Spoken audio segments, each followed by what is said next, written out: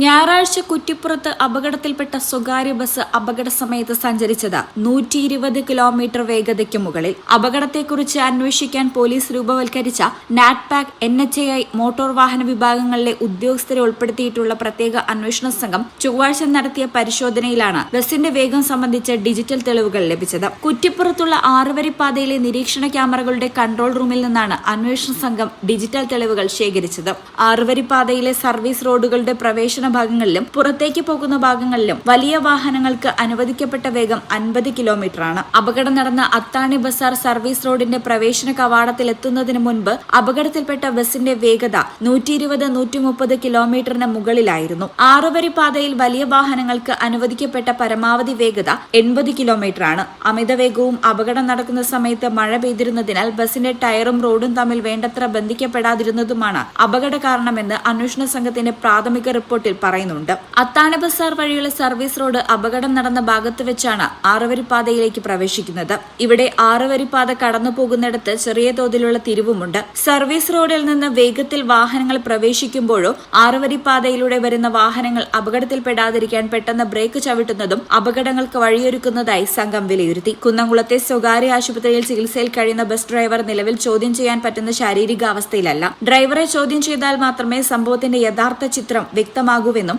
അപകടവുമായി ബന്ധപ്പെട്ട മുഴുവൻ പരിശോധനകളും പൂർത്തിയാക്കിയ ശേഷമേ ട്രാൻസ്പോർട്ട് കമ്മീഷണർക്ക് അന്തിമ റിപ്പോർട്ട് സമർപ്പിക്കുകയുള്ളൂവെന്നും അന്വേഷണ സംഘം വ്യക്തമാക്കി. 6 പാതയിൽ വാഹനങ്ങളുടെ അമിത വേഗതയിൽ തടയിടാൻ നിരീക്ഷണ ക്യാമറ സംവിധാനം നടപ്പാക്കണമെന്ന് NHAI ഉദ്യോഗസ്ഥർ അന്വേഷണ സംഘത്തോട് ആവശ്യപ്പെട്ടു. കഴിഞ്ഞ ദിവസം മോട്ടോർ വാഹന വകുപ്പ് ഉദ്യോഗസ്ഥർ അപകടത്തിൽപ്പെട്ട ബസിന്റെ യന്ത്രങ്ങളുടെ പ്രവർത്തനം, ടയറുകളുടെ കാലപ്പഴക്കം എന്നിവ പരിശോധിച്ചിരുന്നു. മലപ്പുറം എൻഫോഴ്സ്മെന്റ് RTO യൂസഫ്, ജില്ലാ crime records bureau DYSP Sunil, quality engineer Tejas വാർ Reddy, licence officer PP Ashraf, NHTPSI scientist Sajeev എന്നിവരടങ്ങിയ സംഘമാണ് പരിശോധന നടത്തിയത്.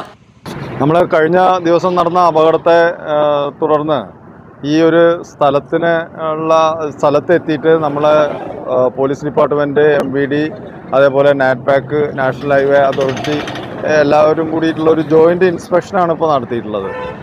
അപ്പോൾ ഇതിൽ നമുക്കിപ്പോൾ കൂടുതൽ കാര്യങ്ങൾ പഠിച്ചതിന് ശേഷമേ ഒരു ഫൈനൽ റിപ്പോർട്ടിലേക്ക് എത്താൻ കഴിയുള്ളൂ. എങ്കിലും പ്രാഥമികമായിട്ട് നമ്മൾ നോക്കുമ്പോൾ വാഹനത്തിൻ്റെ ഒരു ഓവർ സ്പീഡ് ഈ ഒരു അപകടം ഉണ്ടാക്കാൻ കാരണമായിട്ടുണ്ട് എന്നുള്ളത് തന്നെയാണ് മനസ്സിലാക്കുന്നത്.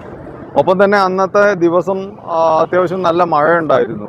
അതുകൊണ്ട് ഈ റോഡിൽ ഉണ്ടായിട്ടുള്ള ഈ ഒരു ഹൈഡ്രോപ്ലെയിനിങ് എന്ന് പറയുന്ന ഒരു പ്രതിഭാസം, അതായത് മഴ പെയ്യുന്ന സമയത്ത് റോഡും ഈ ബസ്സിൻ്റെ ടയറും തമ്മിലുള്ള ഒരു ഫ്രിക്ഷൻ വിട്ടുപോകുന്ന ഒരവസ്ഥ, ആ ഒരു അവസ്ഥയും ഈ ഒരു അപകടത്തിന് കാരണമായി എന്നുള്ളത് പ്രാഥമികമായി നമ്മൾ മനസ്സിലാക്കുന്നുണ്ട്.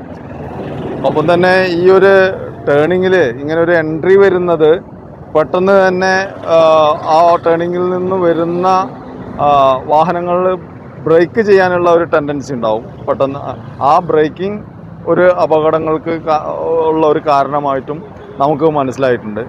ബാക്കിയുള്ള കാര്യങ്ങൾ നമ്മൾ പഠിച്ചു വരുന്നേ ഉള്ളൂ. ഒപ്പം തന്നെ ഏറ്റവും കൂടുതൽ നമ്മൾ ശ്രദ്ധിക്കേണ്ട ഒരു കാര്യം, ഈ നാഷണൽ ഹൈവേയിലൂടെയുള്ള ഡ്രൈവിങ്ങിൽ ശ്രദ്ധിക്കേണ്ട കാര്യങ്ങളെക്കുറിച്ച് പല ഡ്രൈവർമാർക്കും അറിയില്ല എന്നുള്ളത് തന്നെയാണ്. ഈ ചാനൽ കുറ്റിപ്പുറം.